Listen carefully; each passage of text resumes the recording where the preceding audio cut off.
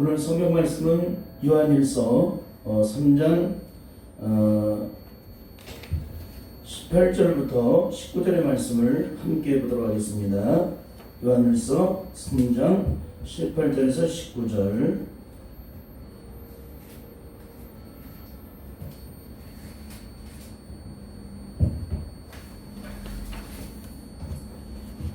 (3장) 18절에서 19절 함께 한 목소리로 합독하시겠습니다. 시작. 자녀들아, 우리가 말과 혀로만 사랑하지 말고 오직 행함과 진실함으로 하자. 이로써 우리가 진리에 속한 줄을 알고 또 우리 마음을 주 앞에서 굳게 하리로다. 아멘.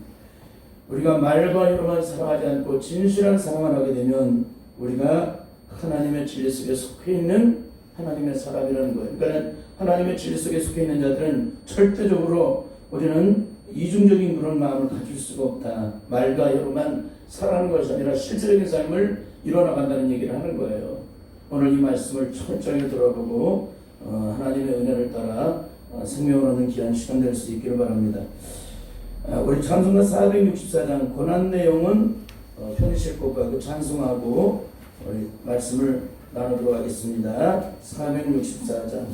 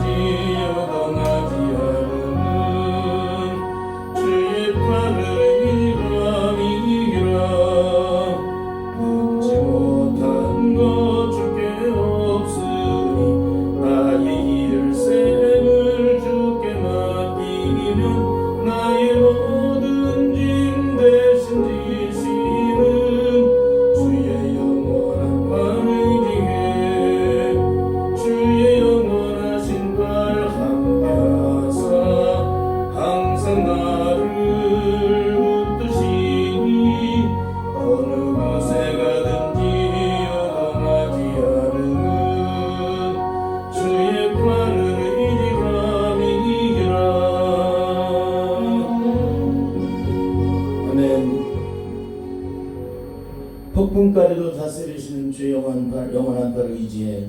그게 능력이죠. 기독교인들은 흔들려서는 안 된다는 거죠. 흔들리는 건 뭐예요? 갈대요, 갈대. 갈대는 흔들립니다. 갈대 같은 신앙은 절대적으로 정함이 없는 자죠. 우리는 절대 갈대 같은 신앙에서는 안 돼요. 그리고 중도에 포기하는 신앙은 절대 하나님의 영광을 보지 못하게 됩니다. 왜 그러냐면은 중도에 포기하는 것은 믿음이 아니기 때문에 그래요. 그건 상식이지. 세상 사람들도 그만큼 인내를 해요. 그만큼 노력을 하고 그만큼 발버둥을 치는데 인간의 의지와 힘으로는 언제나 실패할 수밖에 없어요. 결국에는 무너져요. 근데 내 신용을 철저히 깨뜨리고 성령의 능력 안에 거하게 되면 끝까지 주님께서 우리를 주장하시고 인도하셔서 어떤 절망 중에도 7번 넘어서 8번 일어날 수 있도록 그 삶을 주장해서 반드시 하나님의 영광을 보게 하신다는 거예요. 이런 삶을 반드시 우리가 살아갈 수 있기를 바랍니다. 아셨죠? 네, 이 축복이 있기를 바랍니다. 오늘은 요한일서 3장 18절에서 19절의 말씀을 통해서 하나님 나라에 들어가는 영적 기준 19번째 시간으로 타인보다 나 먼저 가르치고 내 인격 변화가 더 우선이다. 타인보다 나를 먼저 가르치고 내 인격 변화가 더 우선이다. 이런 제목으로 말씀을 나누도록 하겠습니다. 오늘날 한국교회 가장 큰 영적인 심각함은 겉사람은 화려한데 속사람의 영역은, 그러니까 보이는 영역은 굉장히 화려하게 모든 것이 완벽하게 갖춰졌는데 눈에 보이지 않는 속사람의 영역은 조금 더 눈꽃만큼도 변하지를 않았다는데 우리의 영적인 심각함이 있다는 거예요. 여러분, 기독교는 겉사람이 아니라 속사람이죠. 이거를 모르면 기독교는 이미 실패한 거예요. 기독교는 겉사람이 아닙니다. 겉사람은 후패하나 속사람은 날로 새롭다. 이게 기독교예요. 날로 새롭다는 것은 주님의 능력 속에 날이 가면 갈수록 더해지고 더해지는 그 능력의 은혜, 그리스도의 장성한 분량에까지 끊임없이 성장되고 성장돼서 그 장성한 분량까지 이른다는 얘기를 하는 거예요. 근데 우리는 겉사람은 언제나 그렇게 화려하게 치장을 하고 아름답게 요조숙녀들처럼 그렇게 모든 것을 아름답게 가꾸고 이렇게 형성을 시켜나가는데 속사람의 영역은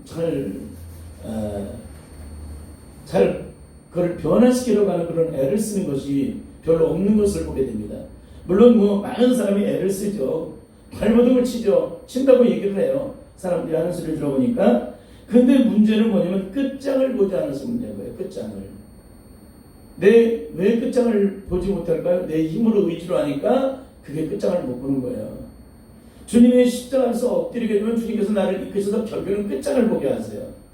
근데 주님 앞에 기도해도 주님의 능력으로 내가 그 삶을 바꿔나가는 그런 과정을 끝장을 보듯이 끝까지 주님 앞에 엎드려서 눈물로 기도하고 간절한 그런 소망을 주님 앞에 내어드리게 되면 주님께서는 반드시 우리가 가장 주님이 기뻐하신 일을 행하고 있기 때문에 주님께서 반드시 우리를 붙잡아서 이끄셔서 끝까지 승리를 하도록 역사를 하세요.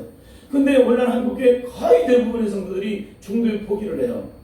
발버둥 치고 몸부림치고 온통 그 난리를 칩니다. 근데 왜 중도에 포기할까요? 아무리 발버둥 쳐도 아무런 일이 일어나질 않으니까. 아무런 일이 일어나질 않으니까. 그러나 똑같이 기도를 했는데 그 사람도 역시 마찬가지로 아무런 일이 일어나지 않아요. 근데 그 사람은 그럼에도 불구하고 엎드려요.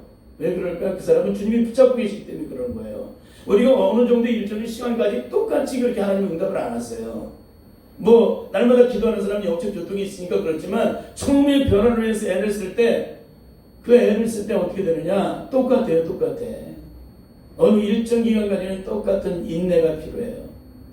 하나님은 이런 사람 이렇게 해주고 저런 사람 물론 그렇게 할 수 있죠. 그러나 중요한 것은 끝까지 인내할 수 있는 한계의 영역이 있다는 거예요. 거기까지 인내를 할 수 있는 사람, 거기서 주님을 붙잡는 사람, 내가 할 수 없으니까 주님께 나를 맡겨드리는 사람은 반드시 주님께서 나를 이끄셔서 인도하시는데 내가 변을 하고 발버둥을 치고 몸을 푸는데 온통 진만 빠지고 아무것도 이루어지지 않아. 그럴 때 어떻게 할 것 같아요? 스스로가 무너져 버리죠. 이런 사람은 영적인 사람이 아닙니다. 철저히 성령 안에서 우리 심령을 변화시켜서 목숨을 걸고 끝장을 보듯이 싸워야 돼요. 주님의 십자가 앞에서.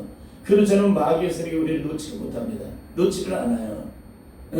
우리가 어느 정도 우리 속에 있는 이 죄성이나 이 죄악성, 이런 아비나 고재만 혈기들이 다 꺾여져서 나갈 상황은 쉬운 게 아니에요. 이미 온몸에 뿌리를 받고 있기 때문에 온몸에 굳어져 있어요. 형성되어 있어요. 이게 쉽게 깨지질 않습니다.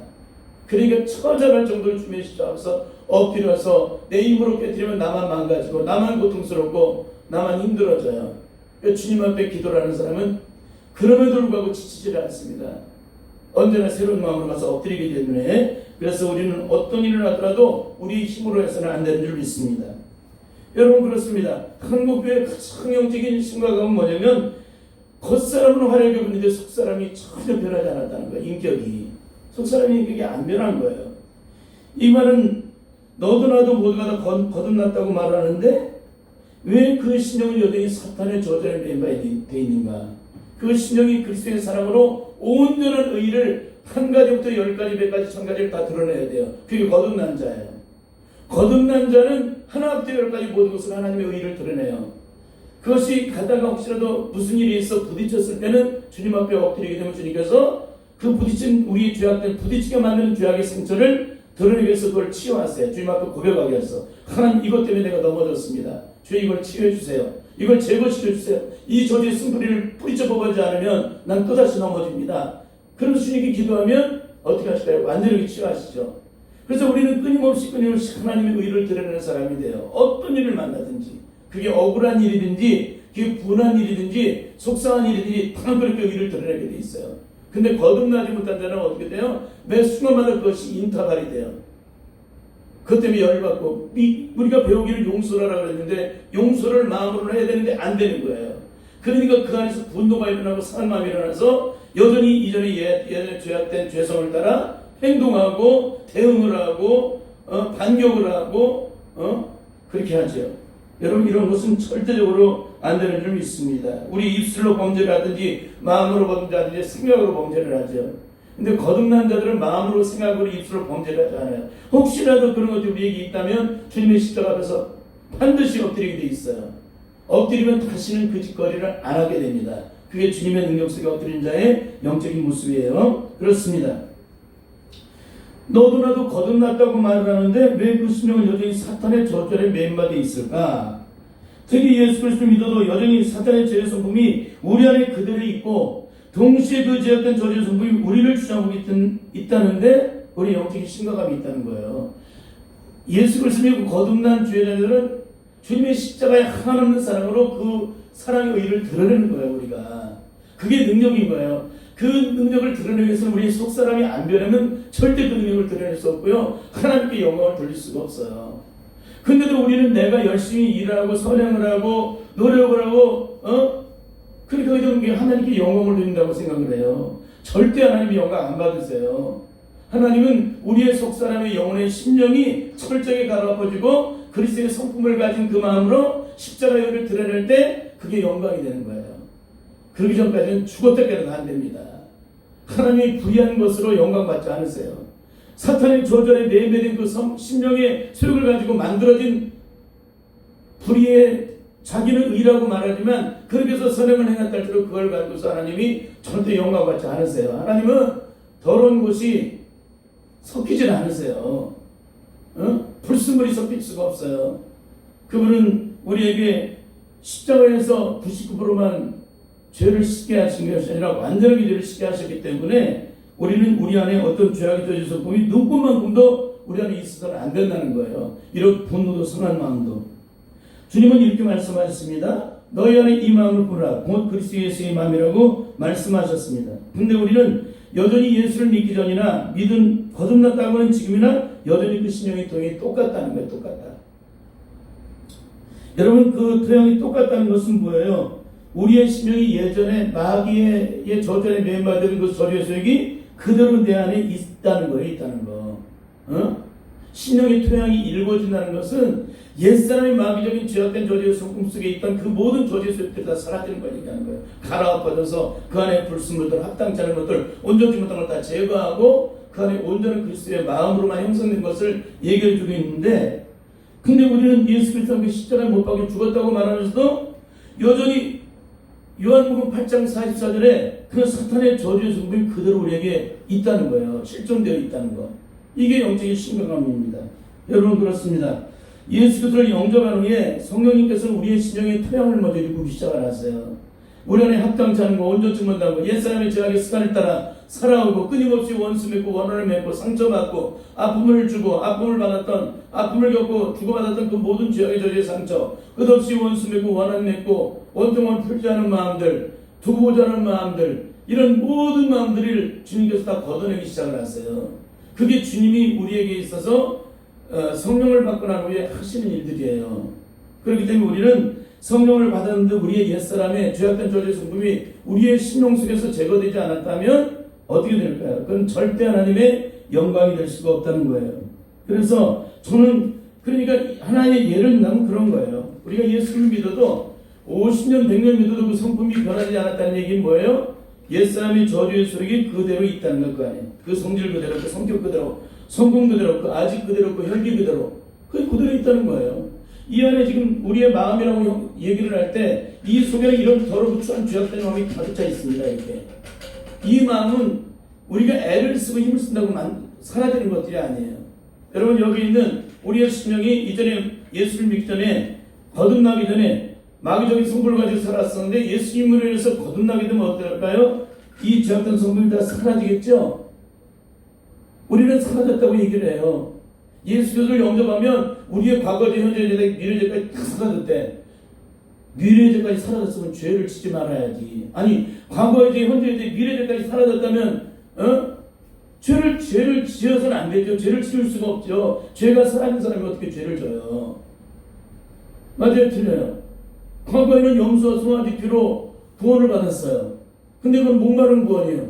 근데 주님의 성수에 단번에, 그러니까 주님께서 단번에 죽으심으로, 십자가에 피 흘려 죽으심으로 영원한 구원을 허락하셨어요. 영원한 구원을 허락하셨다면 우리는 구약의 연장을 해야 돼요. 구약의 모든 고통이 다 사라져야 돼요. 사라져야 되는 거예요. 구원 이전의 구약은 목마른 구원이라면 이제는 완전한 구원을 이뤘다면 완전한 구원을 이룬 사람이 죄 짓고 돌아다닐 수 있어요? 없어요. 완전한 구원을 이룬 사람은 죄가 사라진 사람인데 어떻게 죄 짓고 돌아다녀요? 그러니까 구원도가 지금 뭐 기가 막힌 얘기들 하는 거야. 다 이거 풀어낼 거예요, 제가. 다 거짓말이라는 거를. 헛된 이론, 거짓된 이론으로 사람을 형에서 다 넘어지게 만들고 다 지옥으로 떨어지게 만드는 거야, 이게 지금. 아니, 예수님께서 죄를 사함받게 하시고 그 죄를 씻어주셔서 과거의 죄, 현재의 죄, 미래죄까지 다 씻어주셨다면 우리 더 이상 죄 가운데 있어야 돼요? 없어야 돼요? 없어야 되는 게 정상인 거예요. 근데 우리는 뭐예요? 매일 몇 순간마다 죄 가운데 있잖아요. 그러니까 우리 안에 있었던 이런 죄악된 저주의 소욕들이 가득 차 있는데 이게 완전히 다 비워졌어요. 이렇게 다. 이 죄악이 다 비워졌어요. 이게 오기, 살기, 돕기, 죄악된 저주의 마음들, 상처, 아픈 것도 이게 다 이 안에서 다 형성돼서 완전히 똘똘똘 뭉쳐서 이 안에서 엉겨붙어서 이 안에서 층을 이루고 이랬던 이 마음들이 예수님이 십자가의 능력으로 말미암아 성령의 능력에서 다 깨져버렸어. 박살나버렸어. 다 깨지고 박살나면 어떻게 되겠어요? 여기서요. 이것이 기원을 나타낼까요? 나타내지 못할까요? 못 나타내죠. 깨졌는데 어떻게 나타내요? 이게 강단해야 그 능력을 나타내는 거지. 깨진 것만큼 능력을 나타낼 수가 없는 거예요. 이게 기독교입니다. 그러니까 내가 깨진 것만큼 그리스도의 사랑을 나타내지 깨지지 않은 것만큼 마귀의 소욕을 드러내게 돼 있어요. 이걸 아셔야 됩니다, 우리가. 그래서 이 속에는 어떻게 돼 있어요? 이 오기 살기 돕기나 죄악된 저주의 마음들, 상처 아픔들, 죄악된 원수 마음들, 원수 맺는 마음들, 원하는 마음들이 다 사라져버렸어. 내 심령에서. 그럼 이 안에 뭐가 있어요? 아무것도 없어요. 이 안에 성령님이 들어오셔요. 성령님이 들어오시면 어떻게 됐어요? 성령의 능력으로 말미암아 하나님의 의를 드러내게 돼 있어요. 여기는 더 이상 사탄의 저주의 소용이 없어요. 여기 있던 것이 다 사라져버렸으니까. 이게 기독교인 거예요, 기독교. 기독교는 이렇게 사라지는 거예요, 사라지는 거. 이 속에 있는 저주의 속에 그대로 있는 게 아닙니다. 옛사람의 죄악의 상처가 그대로 있는 게 아니에요. 상처를 드러내면 상처를 치유하시고, 죄악된 마음 있으면 죄악된 마음을 씻어내시고, 주님의 십자가는 그런 능력이 있잖아요. 주님의 보혈의 능력이 있다고 말하면서도 전혀 그런 게 없어. 아니, 죄를 씻음받은 사람이 죄를 지고 돌아다닐 수 있어요? 그 주님이 씻은 죄는 완전하게 써주시는 건데. 너무너무 기가 막힌 거예요. 이게 한국교회의 영적인 실체입니다. 그러니까 여러분, 이게 지금 제가 얘기하는 소리를 못 알아들어요. 왜? 이 얘기를 알아들으면 저한테 감사하다는 얘기가 나올 거 아니에요. 고맙다는 얘기가. 저는 다른 데하고 다른 복음을 다른 각도에서 이 말씀을 접근하고 이 말씀을 전한다면 지금 이 말이 틀린 말이에요, 맞는 말이에요. 이 말이 맞는 말이면 절대 이걸 거부하거나 버팅겨서는 안 돼요. 왜 거부할까요? 내 안에 죄성인 사람은 거부해요. 왜 버팅길까요? 내 안에 안 받는 사람은 버팅기게 돼 있어요. 이 말씀이 이렇게 신령을 비우라고 말할 때 이 신령을 완전히 비우면 이 안에서 그리스도의 능력이 내 안에 성령으로 임하셔서 주님의 능력을 온전히 드러낸다고 말씀하실 때 심령이 비워진 사람은 어떻게 할까요? 할렐루야 하면 왜? 그 능력을 체험했으니까. 그 능력이 뭔지를 아니까. 어? 그 능력을 전혀 경험하지 못한 자는 이 얘기를 할 때 이게 뭐예요? 자기 머리로 생각으로 배운 대로, 세상에서 배운 대로 얘기한다면 저는 이 소리를 못해요. 어? 세상에서 배운 대로 한다면 사람이 만들어놓은 학문, 칼빈이 만들어놓은 칼빈주의, 그게 만약에 틀린다면 어떻게 하겠어요? 다 무너진 거에 다 망하는 거고, 성령의 능력 안에서 거듭났는지 거듭나지 않았는지를 보는 거예요. 제가요, 성령의 능력 안에서. 성령으로 거듭난 자는 성령으로 거듭난 자의 삶을 알기 때문에 그러는 거예요. 무슨 말인지 아셨죠? 오늘 철저히 이 부분을 깨달아 주시길 바라요. 예수 믿으면 어떻게 된다고요? 이 안에 있는 죄악된 저주의 소욕들이 다 사라져버린다. 철저하게. 어떻게? 성령님께서 친히 주장하셔서 우리 마음을 깨뜨리시고 우리 마음을 변화시켜 주셔서 이전에 악한 마귀의 저주 소욕을 따라 끊임없이 영광을 가렸던 삶을 내 심령을 깨뜨리고 부서뜨리고 녹아뜨려서 하나님의 의를 드러내는 사람으로 만들어 주시는데 가장 먼저 우리의 속사람의 심령을 깨뜨리신다. 이 심령이 완전히 깨뜨려지면 어떻게 되겠어요? 하나님의 영광을 드러내지. 응? 내 안에 상처가 다 씻겨져 나가고 절망이 다 떠나가게 되고 죽음의 세력이 떠나가게 되고 나를 고통하고 시름하게 만들어놓은 막한 마음의 어둠의 세력이 내 안에 들어왔을 때 이 세력이 다 떠나가 버리면 어떻게 되겠어요? 하나님의 놀라운 영광이 드러나겠죠? 귀신이 떠나간 것은 하나님 나라가 임하잖아요. 이런 놀라운 능력을 반드시 경험할 수 있기를 바랍니다. 그래서 많은 사람들이 이 설교를 들으면서도 이게 잘 이해가 안 되는 거예요. 영적으로.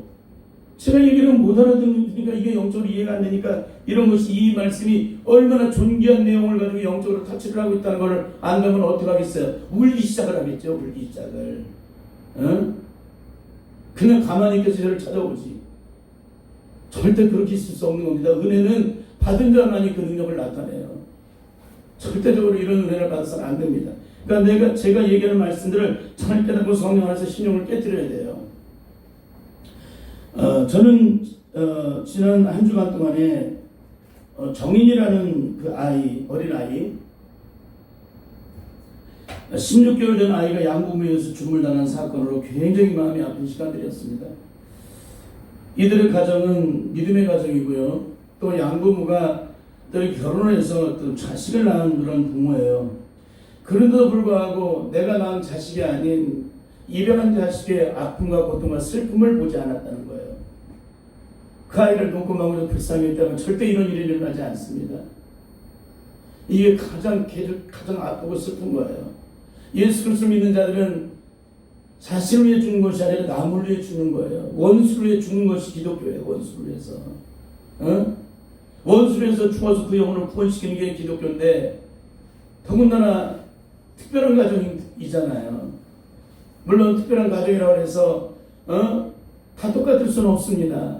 아이들이 객지에 나가서 살다 보면 그런 신앙이라는 것이 잘 보이지 않는 영역들이 굉장히 많이 있을 거예요. 그럼에도 불구하고 가장 중요한 부분들은 이것이 한국교회의 민낯이라는 거예요. 민낯. 왜? 속사람의 영역이 하나도 변화가 되지 않았기 때문에. 하나도 변화하지 않으면 이런 문제가 생기는 거예요. 이런 문제가. 예수 믿어도 겉사람만 그냥 성경 공부하고 제자 훈련 받고 수많은 예배에 꼭 각종 프로그램에 거기에 들어서 수많은 걸 이수하지만 문제는 뭐예요? 속사람이 하나도 안 변하는 게 문제예요. 이것 때문에 이렇게 제가 진을 빼고 있는 거예요. 지금까지. 속사람 때문에. 저는 겉사람이라고 하면 그냥 가르치기만 하면 돼요. 속사람의 영역이 영적으로 철저하게 변화가 안 되게 되면 하나님의 의를 드러낼 수 없어요. 하나님의 영광을 드러낼 수 없어요. 하나님께서 다윗을 택하신 이유가 뭡니까? 내 마음에 합한 자라는 거예요. 거기는 많은 형제들이 있고 기고를 장대한 형제가 있어도 하나님은 다 제껴버리잖아요. 누구를 택하십니까? 다윗을 택하시잖아요. 내 마음에 합한 자. 그러니까 우리의 신령이 하나님과 합한 자가 되기 위해서는 어떻게 되는 거예요? 내 신령의 죄악된 마음이 완전히 깨뜨려야 되겠죠? 내 마음에 죄악된 생각과 의식과 존재에 있는 모든 것이 다 깨뜨려야 되겠죠? 그게 다 깨뜨리고 제거가 돼야 돼요. 그래야만 내가 주님의 능력 속에서 온전하게 주님의 영광을 드러내는 것이지 절대 우리가 변하지 않으면 하나님의 영광을 드러낼 수가 없습니다. 여러분 그렇습니다. 왜 이런 악행이 악습되고 있을까? 여러분 그것은 한국교회에서 성령 안에서 그 능력으로 온전히 거듭나지 않았음에도 거듭났다고 가르치는 구원 교리 때문에 그래요. 굉장히 심각한 거예요. 지금 이거 다 타치할 겁니다. 이거 지금 이런 죄악된 인간의 그 실제를 그대로 드러놓는 처참함의 인격을 가지고 있음에도 겉사람에게만 열심히 하는 부모부터 가르치는 기독교. 저희 교회에서도 어떤 성도가 한 사람이 왔어요. 근데 그 사람이 구역예배를 열심히 참석을 했습니다. 그랬더니 어떤 분이 그래요. 저 사람 굉장히 달라졌대요. 믿음이 달라졌고요. 삶이 달라졌대요. 달라졌을까요? 안 달라졌을까요? 안 달라졌어요. 언제 할 수 있을까요? 마지막에 할 수 있어요. 그 사람이 언젠가는 그 실체를 드러내요. 근데 변하지 않는 것은 꼭 마지막에 안 해도 알아요. 그는 세상 이 신앙의 연조가 짧은 사람이라 그런 얘기를 하는 거지, 영적으로 성령을 거듭난 자들은 그걸 절대 보지 않아요. 그 사람이 열심히 참석했느냐 열심히 참석하지 않느냐 그걸 보지 않습니다. 그 사람의 속사람의 신용을 들여다보는 거예요. 그 사람이 과연 거듭났는지. 그것 때문에 몸부림을 치는 거죠. 왜? 속사람의 영역이 뒤집어지고 변화를 이루게 되면 어떻게 될까요? 악한 어둠에서 주장을 못하게 돼요. 내 속사람의 영역이 변화가 되면 어떻게 될까요? 악한 막연하를 주장을 하게 돼요. 그리고 끊임없이 분노를 하게 되고 상한 마음을 갖게 되고 고통하고 신음하게 만들죠. 여러분, 그렇기 때문에 예수 그리스도 믿는 자들은 철저하게 속사람이 거듭나야 한다. 이게 거듭나지 않으면 하나님의 영광을 드러낼 수가 없다. 여러분, 그렇습니다. 여러분, 우리가 성령으로 얼마 거듭나지 않으면 어떤 일이 벌어지느냐? 예수님의 12제자 중에 하나는 예수님을 팔아먹었습니다. 11명의 제자는 모두가 다 예수님을 저주하면서까지 부인했던 사람들이었습니다. 그렇죠? 예수님과 함께 신앙생활하고 제자 훈련을 받고 그랬던 제자들이 하나도 변하지 않았어요. 근데 이들이 언제 변해요? 오순절에 성령이 임하시니까 그 죄였던 저주의 마음이 다 사라져버리고, 자기를 사랑했던, 아무리 주님을 사랑한다고 했지만 결정적인 순간에는 자기의 생명보다 사랑했던 이들이 완전히 다 뒤집어져 버려요. 여러분, 예수님과 함께 다니게 되면은 사람들은 뭐라 그럴까요? 예수님이 저렇게 능력을 행하시고 죽은 자를 살리시니까 제자들도 아마 그런 능력을 조금씩 가지고 있을 거야. 아마 그렇게 얘기하지 않겠습니까? 근데 언제 실체가 드러날까요? 예수님이 떠나시면 그 실체가 드러나요. 예수님께서 변한 산에 올라가시는데 베드로와 야고보와 요한을 데리고 올라갔습니다. 그 사이에 귀신 들린 아들을 둔 아버지가 그 아들을 고침받기 위하여 너무 처참하니까 예수님께 와서 고침받으려고 했는데 예수님이 안 계신 거예요. 그러니까 딱 보니까 제자들이 있는 거예요. 제자들도 고칠 수 있겠지. 근데 고쳤을까요? 못 고쳤을까요? 못 고쳤죠. 그게 실존이에요. 그게 성경 공부를 하고 예수님을 육으로 만난 예수님을 만난 자들, 예수님을 영으로 만나지 못하고 육으로 만난 자들의 영적인 결국이에요. 그래서 성경 공부 아무리 수많은 프로그램을 해도 예수님을 영으로 만나지 못하면 똑같다는 거예요. 이렇다는 거예요. 우리가 영으로 주님을 만나야 돼요. 영으로 오신 예수님이 내 안에 들어오셔야 돼요. 육으로 오신 예수님이 내 안에 들어오실 수 없어요. 말씀이 내 안에 들어오시려면 성령이 오셔야 내 안에 들어오세요. 그 전까지는 안 돼요. 그럼 이들이 언제 그 능력을 나타냈을까요? 오순절에 성령을 받고 나서 죽은 자를 살리잖아요. 죽은 자를 살려내요. 이게 틀리는 거예요. 이게. 그러니까 이론과 지식으로 거듭났다고 하기 때문에 한국교회가 이렇게 엉망진창인 거예요. 엉망진창. 연예를 지금 방송에서 지금 난리가 나고 있잖아요. 기독교에 대해서.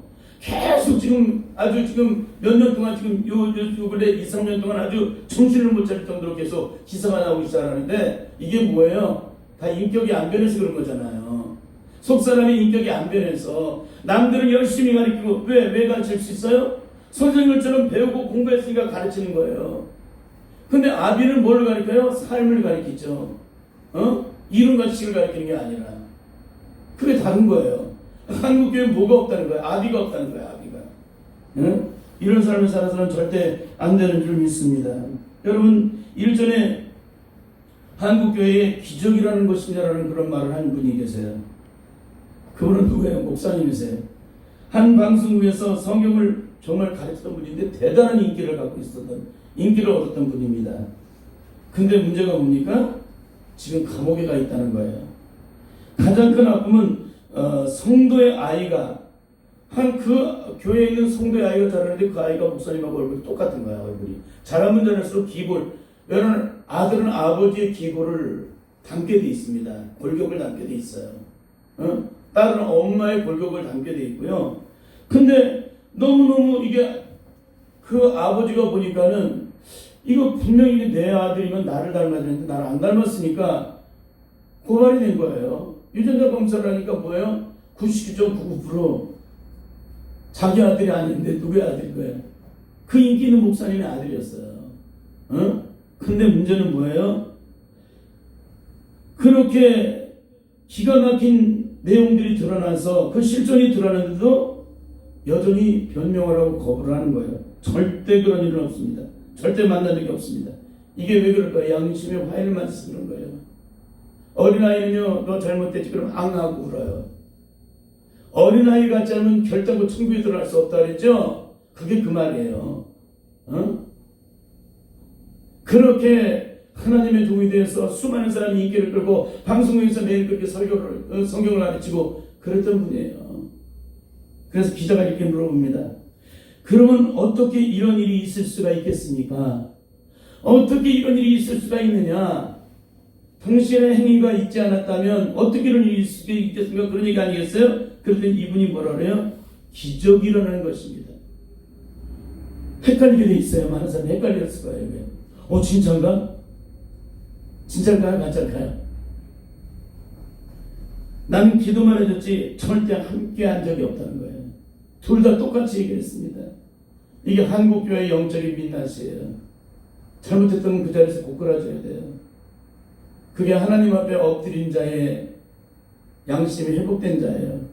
양심이 회복된 자는 어떻게 해요? 화일 많은 사람처럼 그렇게 끊임없이 거부를 하게 되죠.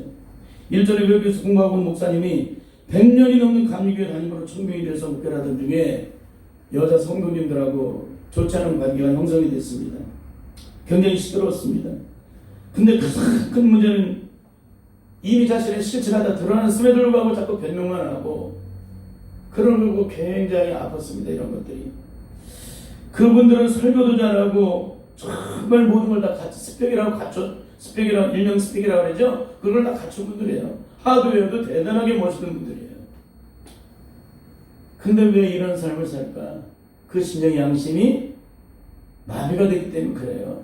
많은 사람에게 배워서 공부해서 이론적으로 설교를 하고 성령의 세계에 대해서 얘기를 하고 수많은 얘기를 하는데 왜 수많은 집회를 참석하다 보면 그걸 깨달아지거든요. 그걸 얘기를 하니까 성도들은 막 은혜 받았다 그래 막 그렇죠. 근데 왜 미혹을 이기지 못했을까요? 그 이유는 한 가지예요. 성령을 받지 못하면 미혹을 이길 수가 없어요. 포르노 다른 걸 못 이겨요. 성령 받기 전까지는 이걸 절대로 이길 수가 없어요. 사람의 죄는 죽었다 깨어나네. 다른 사람 막 헛소리하고 돌아다녀요.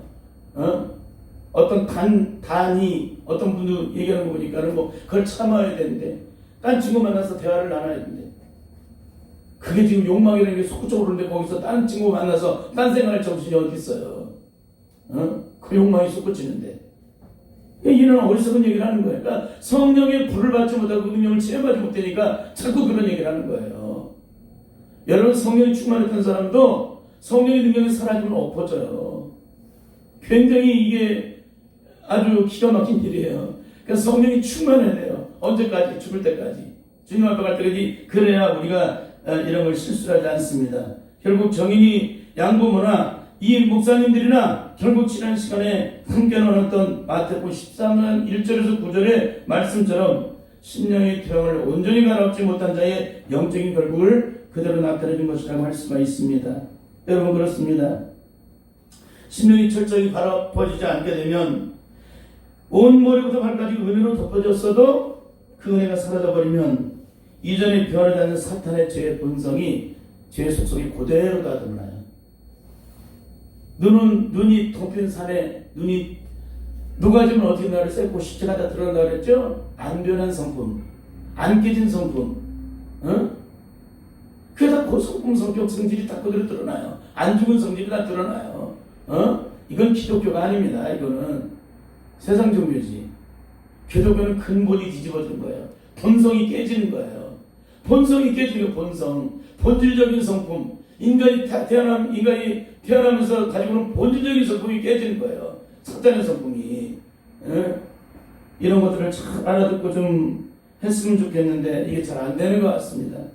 오늘 본문의 말씀 18절 19절은 이렇게 말씀하고 있습니다. 함께 읽겠습니다. 시작. 자녀들아 우리가 말과 여로만 사랑하지 말고 오직 행함과 진실함으로 하자. 이로써 우리가 진리의 속한 줄을 알고 또 우리 마음을 주 앞에서 굳세게 하리로다.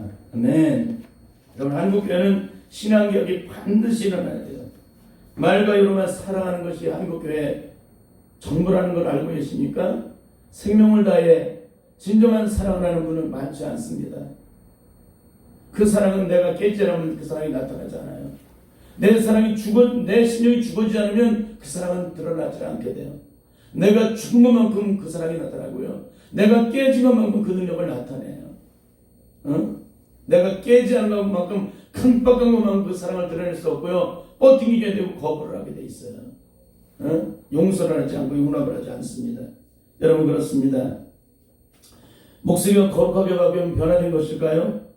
말투가 이렇게 텔레콤 상담원들처럼 따뜻하고 부드럽게 상담을 해주면 그 사람이 말이 부드럽게 바뀌었다고 거듭난 것일까요? 절대 아니라는 거예요. 거듭난 사람의 심령의 상태는 내적인 그 심령과 겉사람이 똑같다는 거예요.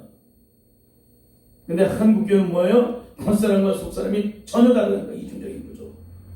겉사람은 배우고 공부해서 신앙으로 똘똘똘 뭉쳐서 그런 경건의 모양을 가지고 있는데 속사람은 옛사람 그들이기 때문에 죄성이 그들이기 때문에 아무것도 변한 것이 없는 거예요. 이게 한국교회. 그러니까는 입술로는 사랑을 말하는데 우리의 삶으로는 뭐예요? 사랑을 이루지 않고 원수를 맺게 되죠. 그리고 보복을 하죠. 여러분 이런 이중적인 형태를 띠고 있는 것이 한국교회의 영적인 특징이에요. 대부분의 성도들이 이런 이중적인 성격을 가지고 있는 것이 특징이라는 거예요. 사람을 따라 대상을 따라 그 말투가 행동이 천 가지만 한 가지로 달라져요. 이러면 절대 안 된다는 거예요. 왜? 양심이 접촉이 되기 때문에 그래요. 그렇게 살게 되면 거듭난 자는 양심이 접촉이 돼요. 근데 거듭나지 못한 자는 뭐예요? 과인을 맞았기 때문에 양심이 접촉이 안 돼요. 이렇게 살아도 전혀 문제가 없는 것처럼 그렇게 생각하는 사람이 굉장히 많다는 겁니다. 여러분 근본이 바뀌지 않으면 수많은 것을 덧칠해도 소용이 없게 된다는 거예요. 그러므로 기독교는 근본이 철저하게 속사람의 심령의 영역이 철저하게 변화가 되고 거듭나야 한다. 만일 그 심령이 철저히 영적으로 거듭나서 변화를 이루지 않게 되면 언제나 하나님의 영광을 말하면서도 마귀의 종로로서 하게 됩니다. 하나님의 영광을 가리게 됩니다. 여러분 이제 마무리하고 싶은 것은 성령 안에서 영적으로 거듭난 자의 모델은 누굴까요? 스데반 집사님이에요. 스데반 집사님. 우리 스데반 집사님 잘 아시죠?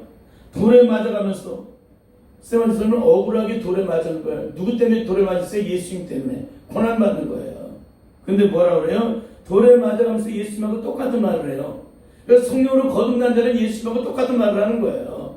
억울한 일을 당하고 불안한 일을 당하고 속상한 일을 당해도 예수님과 똑같이 행동을 하는 거예요. 왜 그분의 영이 내 안에 들어와 계시니까. 그게 뭐라고 고백을 해요? 돌에 맞아가면서 저들을 불쌍히 여겨달라는 거예요. 저들이 알지 못해서 그러니까 불쌍히 여겨달라고. 주님 용서해달라고. 근데 우리 마음에 그런 게 있어요. 억울하고 분해서 견딜 수가 없는 거죠. 여러분 거듭난 자의 용서는 무한대입니다.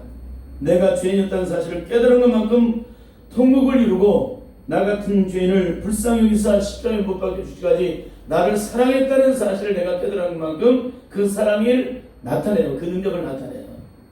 오늘 우리의 삶에 그 능력을 나타내지 못하고 있다면 소자의 지극히 작은 것 하나도 용납하지 못한다면 그것이 내 기준의 잣대로 그것을 바라보고 판단했다면 그래서 그것을 행동했다면 그 사람은 반드시 주님의 십자가 앞에 나와서 엎드려서 굴복을 해야 돼요. 통곡하고 그리고 용서해달라고 은혜를 달라고 기도를 해야 됩니다.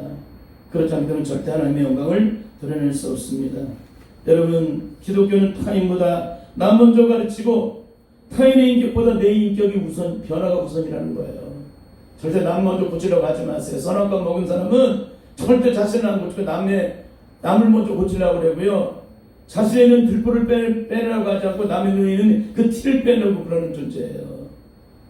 어떤 것도 지적해서도 안 되고 가르쳐서도 안 되고 먼저 자신을 지적하고 자신을 가르치십시오. 성령의 거듭난 자는 자신을 먼저 보는 사람이에요. 자신을 깨뜨리고, 안 그러면 마귀의 세력에게 패배하고 넘어지는 걸 알고 또 하나님의 영광을 가리고 위선된 신앙생활을 한다는 걸 너무나 잘 알기 때문에 그런 것입니다. 오늘 성령 안에서 철저히 변화를 이뤄서 하나님께 영광을 드리고, 나 먼저 변화됨으로 내가 온전히 변화되고 성령 안에서 거듭남으로 그 영광된 은혜를 오늘도 절망 가운데 영혼에게 그 생명을 공급할 때 하나님의 영광이 드러나게 될 줄 믿습니다. 반드시 이 축복에 함께 하시길 바랍니다. 기도하겠습니다.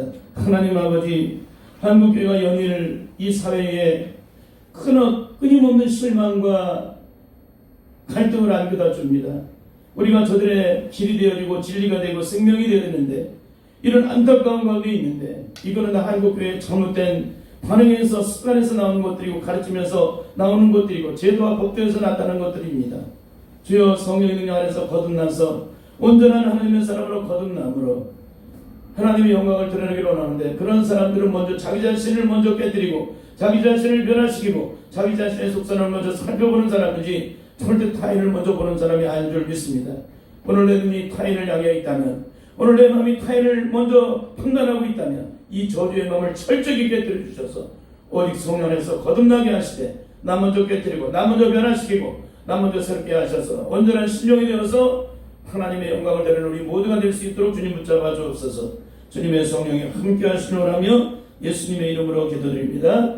아멘.